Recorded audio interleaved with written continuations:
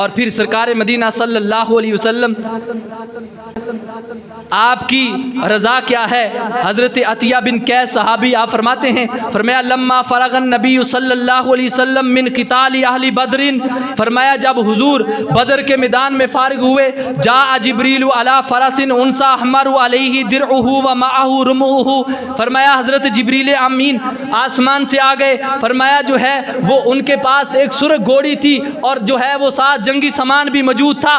اور پھر کیا ہوا؟ فرمایا فقال یا محمد، فرمایا اے محمد صلی اللہ علیہ وسلم، ان اللہ تبارک و تعالی باسانی الیکا، آقا مجھے رب ذوالجلال نے بھیجا ہے، اور وامرنی اللہ افارقک حتی ترضی، اور رب کائنات ارشاد فرماتا ہے جا کے میرے محبوب کی بارگاہ میں جبریل چلے جاؤ، اور جب تک میرا محبوب راضی نہ ہو میرے محبوب کا دامن چھوڑ کے تم نے آسمان پہ نہیں آنا۔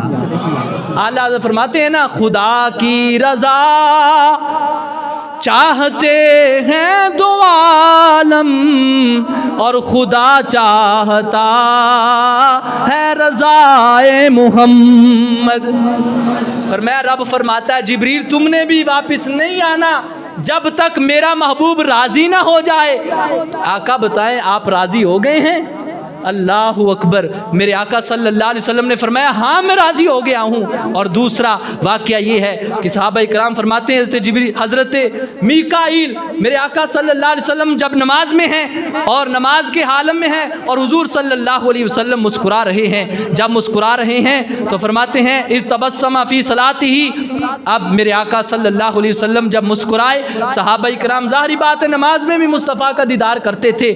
آقا سے پوچھا فلما قضى الصلاۃ، نماز سے فارغ ہو گئے، قلنا یا رسول اللہ صلی اللہ علیہ وسلم رائنا کا تبسمتا، آقا ہم نے نماز میں دیکھا آپ مسکرا رہے تھے۔ اللہ اکبر، یا رسول اللہ آپ کے چہرے پہ مسکراہٹ تھی۔ میرے آقا فرمانے لگے مر بی میکائیل والا جناحہ اثر الغبار، فرمایا جب میکائیل گزر رہے تھے ان کے پروں پہ جو ہے وہ غبار تھی، جو ہے وہ مٹی کے ذرات تھے۔ تو کہتے ہیں کیا ہوا؟